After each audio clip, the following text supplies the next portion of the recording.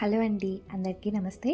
Welcome back to our channel. ఈరోజు వీడియోలో దొండకాయతో ఒక రుచికరమైన ఫ్రై రెసిపీని చూపించాలి అనుకుంటున్నాను. ఫస్ట్ అయితే దొండకాయ ముక్కల్ని చిన్న చిన్నగా కట్ చేసుకొని పక్కన పెట్టుకుందాం. ఇప్పుడు ప్యాన్లోకి 2-3 టేబుల్ స్పూన్ ఆయిల్ అయితే వేసుకుందాం.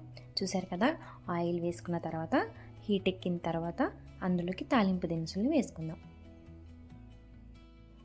ఇప్పుడు తాలింపు దినుసులు బంగారపు రంగులోకి వచ్చిన తర్వాత అందులోకి తుంచి 2 ఎండుమిర్చి ఇంకా 2 రెబ్బల కరివేపాకు వేసుకొని వేయించుకోవాలి.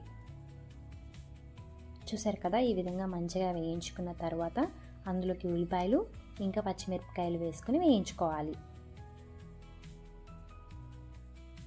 నాది ఒక చిన్న డౌట్ అండి, ఏంటంటే నా ఫ్రెండ్ అడిగిందనమాట, ప్రతి కర్రీలో ఉల్లిపాయ వేస్తారు కదా, ఎందుకు వేస్తారు అని. నాకు తెలిసిన సమాధానం అయితే నేను చెప్పాను. టేస్ట్ కోసం వేస్తారు ప్రతి కర్రీలో.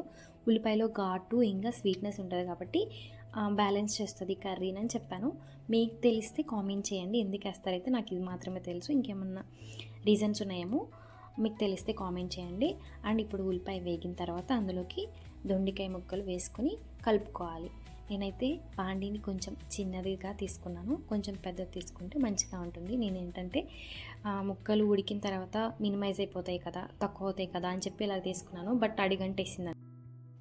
ఇప్పుడు ఇందులోకి తగినంత ఉప్పు వేసుకొని మంచిగా కలుపుకోవాలి. చూసారు కదా, కలుపుకున్న తర్వాత ఉప్పు వేసుకున్న తర్వాత మనం క్యాప్ పెట్టేసుకోవాలి. ఎందుకంటే మనకి ఉప్పు వేసిన తర్వాత మగ్గడం స్టార్ట్ అవుతుంది అండ్ తొందరగా మగ్గుతుంది. ముక్కలు అనేవి ఆవిరి మీద ఉడుకుతాయి అన్నమాట. మనకి ఎయిర్ అనేది బయటికి రాకుండా ఉండి మంచిగా తొందరగా ఉడికిపోతుంది అని. చూసారు కదా, ఇప్పుడైతే ఒకసారి మళ్ళీ కలుపుకొని క్యాప్ పెట్టేసుకుందాము. మనం మధ్య మధ్యలో చూస్తూ ఉండాలి, ఎందుకంటే ఆ ముక్క అడిగంటేస్తుంది కాబట్టి. చూసారు కదా, మీకు ఇంకొక విషయం చెప్పాలి. దొండకాయ కర్రీలో ఆయిల్ అనేది తక్కువ వేసుకుంటే మంచిదండి, ఎందుకంటే వాటికి ఉన్న పోషకాలు అనేవి పోతాయి. సో ఆయిల్ తక్కువ వేసుకొని వండుకుంటే, కొంచెం వాటర్ పోసుకొని ఆయిల్ తక్కువ వేసుకొని వండుకుంటే ఏంటంటే పోషకాలు అనేవి అలాగే ఉంటాయి, ఆయిల్ వల్ల పోషకాలు పోతాయి అన్నమాట. చూసారు కదా, మళ్ళీ ఒకసారి ఇలాగా కలుపుకుందాము. కలుపుకొని మళ్ళీ మూత పెట్టేసుకోవాలండి, ఎందుకంటే మనం ఖచ్చితంగా ఈ ప్రాసెస్ మనకి ఎక్కువ ముక్కలు ఉన్నాయి కాబట్టి ఒక అరగంట అయినా పడుతుంది. అండ్ మనం ఆయిల్ కాకోకుండా వాటర్తో బాయిల్ చేసుకుంటే బాగుంటుంది. ఆయిల్ అనేది కొంచెం తక్కువ చేసుకోండి. నేను వీడియో కోసం అయితే ఎక్కువ వేసాను అండ్ నేను వాటర్ కూడా వేయలేదు.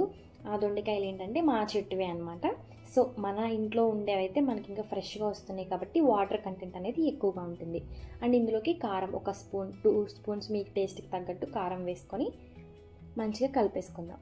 చూసారు కదా ఒకసారి బాండీలో చూడండి, అడగంటేసింది కాబట్టి చూసుకొని బాండీని కూడా అడ్జస్ట్ చేసుకొని ఏ బాండీ అయితే కరెక్ట్గా సరిపోతుందో దాన్ని బట్టి చూసుకోండి. నా అలాగా కొత్తగా వంట చేసే వాళ్ళైతే ఖచ్చితంగా ఫెయిల్ అవుతారు ఇలాగా. బట్ ఓకే, టేస్ట్ అయితే చాలా బాగుంది. కొత్త ఏమి కాదు నాకు, బట్ కొత్త బాండీ కాబట్టి కొత్తగా చేశాను అంతే.